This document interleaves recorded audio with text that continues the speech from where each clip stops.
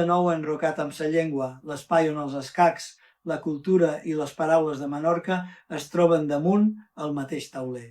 Avui parlarem d'un dels grans noms de la història moderna dels escacs, Garry Kasparov. Kasparov no només va ser campió del món, també va representar una manera molt intensa d'entendre els escacs, preparació profunda, energia competitiva, pensament crític i una gran relació amb la cultura.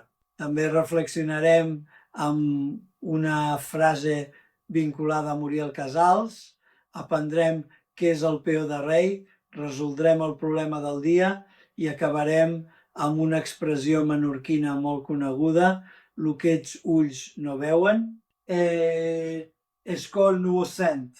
La curiositat d'avui és aquesta. Garry Kasparov va ser un dels campions del món més influents de la història moderna dels escacs. Kasparov va destacar per moltes coses. Una preparació molt profunda, una energia enorme damunt el tauler, una capacitat tàctica extraordinària i una manera molt ambiciosa de cercar sempre la iniciativa. Les seves partides sovint mostren una combinació molt potent, càlcul concret i visió estratègica. No era només un jugador d'atac, era un jugador que preparava l'atac amb molt de fonament.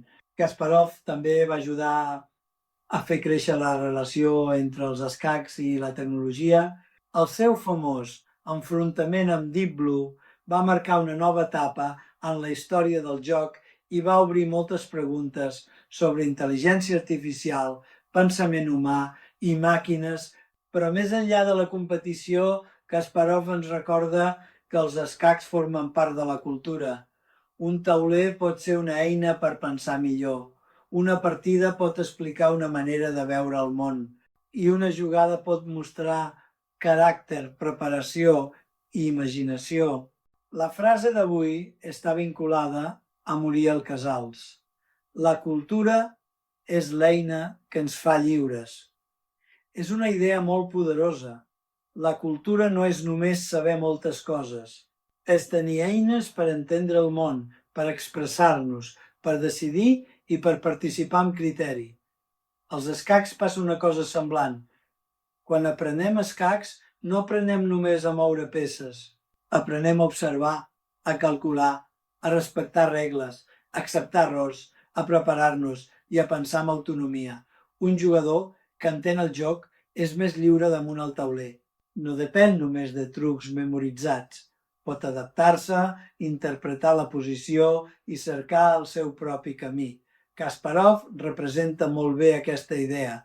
Coneixement, preparació i llibertat de pensament. I això també connecta amb la llengua. Quan cuidam les nostres paraules, quan mantenim viva una expressió i quan aprenem a explicar-nos millor, també guanyam llibertat. La paraula d'avui és peó de rei. El peó de rei és el peó que comença davant el rei. Per a les blanques és el peó d'Edos. Per a les negres és el peó d'Ezet. Quan aquest peó avança dues caselles al començament de la partida, apareix una de les jugades més clàssiques dels escacs, E4, E4. Aquesta jugada obre línies per a l'alfil i la dama, ajuda a controlar el centre i dona inici a moltes obertures famoses. Per exemple, després d'E4, E4-5, poden aparèixer obertures com l'obertura espanyola, l'italiana o l'escocesa. El peó de rei és important perquè ens mostra una idea bàsica de l'obertura, controlar el centre i desenvolupar les peces. Però també ensenya una altra cosa. Quan movem un peó obrim camins, però també deixam caselles enrere. Cada avanç crea possibilitats i també responsabilitats. Als escacs, fins i tot una jugada tan natural com moure el peó de rei té conseqüències. Ara arriba el nostre problema del dia. Avui et propos mirar la posició pensant concretament. Primer, qui controla les caselles centrals? Segon, el peó de rei ha obert línies útils? Tercer, les peces estan desenvolupades? Quart, el rei està segur? Cinquè, Hi ha alguna amenaça tàctica relacionada amb una diagonal o una columna oberta?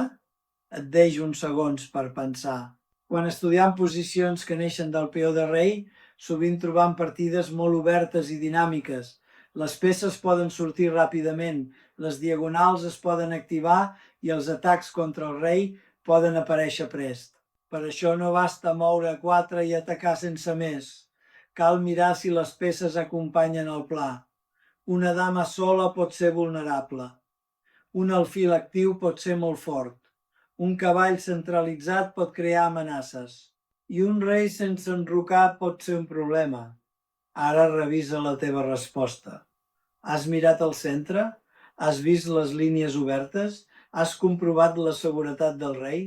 Si ho has fet i has entrenat una mirada molt important per entendre les obertures obertes, l'expressió menorquina d'avui és «lo que ets ulls no veuen, el cor no ho sent».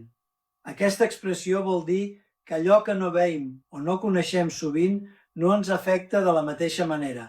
És una expressió molt humana, ens recorda que la mirada condiciona allò que sentim i allò que entenem. I això connecta molt bé amb els escacs. En una partida, allò que no veiem pot fer-nos molt de mal.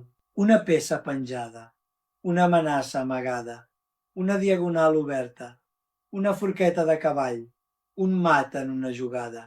Si els ulls no ho veuen, el cor pot estar tranquil, però el tauler no perdona. Per això, els escacs ens entrenen a mirar millor.